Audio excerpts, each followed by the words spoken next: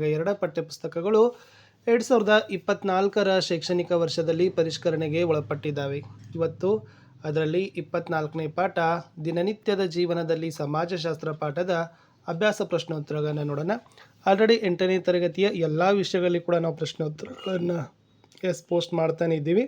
ವಿಡಿಯೋದ ಡಿಸ್ಕ್ರಿಪ್ಷನ್ ಬಾಕ್ಸ್ನಲ್ಲಿ ನಾನು ಎಲ್ಲ ವಿಷಯಗಳ ಒಂದು ಪ್ಲೇಲಿಸ್ಟ್ ಲಿಂಕನ್ನು ಸಜೆಸ್ಟ್ ಮಾಡಿದ್ದೀನಿ. ಸೊ ದಯಮಾಡಿ ಆ ವಿಡಿಯೋಗಳನ್ನು ನೋಡಿ ಲೈಕ್, ಶೇರ್ ಮತ್ತು ಸಬ್ಸ್ಕ್ರೈಬ್ ಮಾಡೋದನ್ನು ಮಾತ್ರ ಮರೆಯದಿರಿ.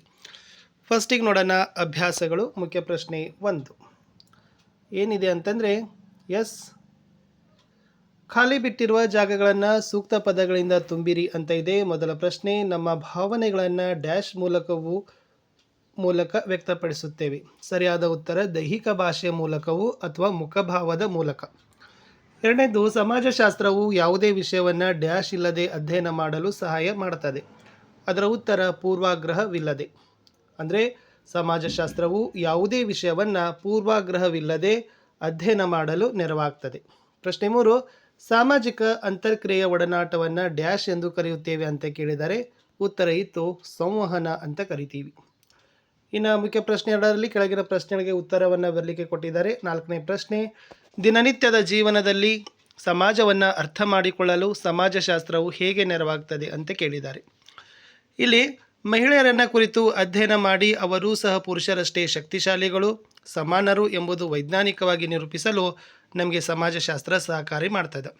ಸಮಾಜಶಾಸ್ತ್ರ ನಮಗೆ ಸಮಾಜದ ಬಗೆಗೆ, ನಮ್ಮ ದಿನನಿತ್ಯದ ಜೀವನದ ಬಗೆಗೆ ಸರಿಯಾದ ಜ್ಞಾನವನ್ನು ಕೊಡ್ತದೆ. ಯಾವುದೇ ವಿಚಾರವನ್ನು ಪೂರ್ವಾಗ್ರಹವಿಲ್ಲದೆ ಅಧ್ಯಯನ ಮಾಡಲಿಕ್ಕೆ ಸಮಾಜಶಾಸ್ತ್ರ ಸಹಕಾರಿ ಆಗ್ತದೆ.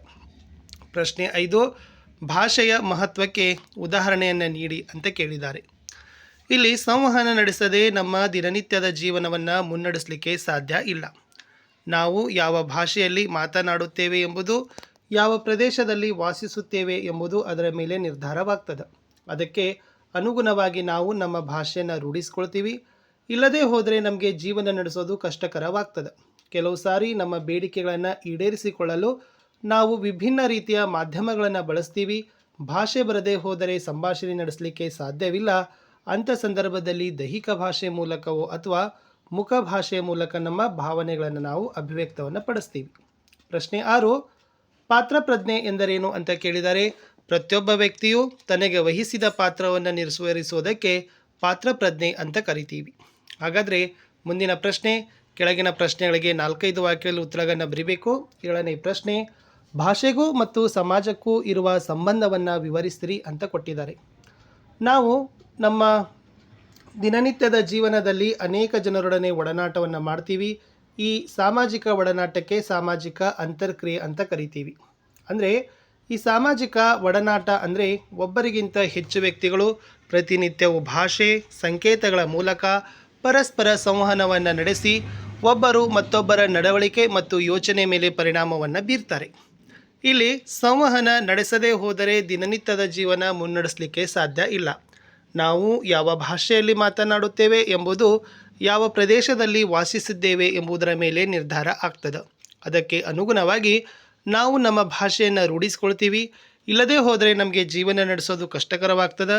ಕೆಲವು ಸಾರಿ ನಮ್ಮ ಬೇಡಿಕೆಗಳನ್ನು ಈಡೇರಿಸಿಕೊಳ್ಳಲು ನಾವು ವಿಭಿನ್ನ ರೀತಿಯ ಮಾಧ್ಯಮಗಳನ್ನು ಬಳಕೆ ಮಾಡ್ತೀವಿ ಅಂತಕ್ಕಂಥದ್ದನ್ನು ಬರೀಬೇಕು. ಜೊತೆಗೆ ಈ ಭಾಷೆ ಬರದೇ ಹೋದರೆ ಸಂಭಾಷಣೆ ನಡೆಸಲಿಕ್ಕೆ ಸಾಧ್ಯ ಇಲ್ಲ. ಅಂಥ ಸಂದರ್ಭದಲ್ಲಿ ನಾವು ದೈಹಿಕ ಭಾಷೆ ಮೂಲಕ ಅಥವಾ ಮುಖಭಾವದ ಮೂಲಕ ನಮ್ಮ ಭಾವನೆಗಳನ್ನು ವ್ಯಕ್ತಪಡಿಸ್ತೀವಿ. ಇದೇ ಭಾಷೆಗೂ ಮತ್ತು ಸಮಾಜಕ್ಕೂ ಇರುವ ಸಂಬಂಧವಾಗಿದೆ ಅಂತ ಬರೀಬೇಕು. ಮುಂದಿನ ಪ್ರಶ್ನೆ 8, ಲಾಸ್ಟ್ ಕ್ವಶನ್ ಇತ್ತು. ಪಾತ್ರ ಪ್ರಜ್ಞೆಯನ್ನು ಉದಾಹರಣೆಯೊಂದಿಗೆ ವಿವರಿಸಲಿಕ್ಕೆ ಹೇಳಿದ್ದಾರೆ. ಇಲ್ಲಿ ಏನು ಬರಿಬಹುದು ಅಂತಂದರೆ, ವೈದ್ಯರು ರೋಗಿಯನ್ನು ಪರೀಕ್ಷೆ ಮಾಡಿದ ಮೇಲೆ ಅದಕ್ಕೆ ಅಗತ್ಯವಾದ ಔಷಧ ಮತ್ತು ಚಿಕಿತ್ಸೆಯನ್ನು ಕೊಡ್ತಾರೆ. ಅದರ ಸೂಚನೆಗೆ ಅನುಗುಣವಾಗಿ ದಾದಿ ಔಷಧಿಯನ್ನು ರೋಗಿಗೆ ನೀಡಿ ಆರೈಕೆಯನ್ನು ಮಾಡ್ತಾರೆ. ಹಾಗೆ ತರಗತಿಯಲ್ಲಿ ಶಿಕ್ಷಕರು ಬಂದ ಕೂಡಲೇ ನಮ್ಮನ್ನು ಕೆಲವು ಪ್ರಶ್ನೆ ಕೇಳ್ತಾರೆ. ಪ್ರಶ್ನೆಗಳನ್ನು ಕೇಳಿ ನಾವು ಓದಿಕೊಂಡು ಬಂದಿದ್ದೇವೋ ಇಲ್ಲವೋ ನಮಗೆ ಅರ್ಥವಾಗದ ವಿಷಯವನ್ನು ಕೇಳಿ ಉತ್ತರಗಳನ್ನು ಪಡಿತಾರೆ. ಅಂದರೆ ವೈದ್ಯರಿಂದ ಆರೋಗ್ಯ ಪರೀಕ್ಷೆ, ಶಿಕ್ಷಕರಿಂದ ಪಾಠ ಮಾಡೋದು ಮತ್ತು ದಾದಿಯರಿಂದ ಶುಶ್ರೂಷೆಯನ್ನು ನಾವೇನು ಮಾಡ್ತೀವಿ, ನಿರೀಕ್ಷೆಯನ್ನು ಮಾಡ್ತೀವಿ. ಇಲ್ಲಿ ಯಾವುದೇ ಗೊಂದಲಗಳನ್ನು ಮಾಡಿಕೊಳ್ಳಲು ಹೋಗೋದಿಲ್ಲ. ನಾವು ಕುಟುಂಬದಲ್ಲಿ ಸಹ ಅಣ್ಣ ತಮ್ಮ, ತಂದೆ ತಾಯಿ, ತಾತ ಅಜ್ಜಿ ಅನೇಕ ಪಾತ್ರಗಳನ್ನು ನಿಭಾಯಿಸ್ತಾರೆ. ಮನುಷ್ಯನು ತನ್ನ ವಯೋಮಾನ ಮತ್ತು ಕಾಲಮಾನದಲ್ಲಿ ಇಂಥ ಅನೇಕ ಪಾತ್ರಗಳನ್ನು ಒಬ್ಬನೇ ನಿರ್ವಹಿಸ್ತಾನೆ ಅಂತಕ್ಕದ್ದನ್ನು ಬರಿಬೇಕು. ಇಷ್ಟು ಈ ಒಂದು ಪಾಠದ ಪ್ರಶ್ನೋತ್ತರಗಳು ಇತ್ತು ಅಂತ ಹೇಳ್ತಾ ನಾನು ಸಿಗ್ತೀನಿ ಹೊಸ ವಿಡಿಯೋದಲ್ಲಿ. ದಯಮಾಡಿ ವಿಡಿಯೋಗಳನ್ನು ಲೈಕ್, ಶೇರ್ ಹಾಗೂ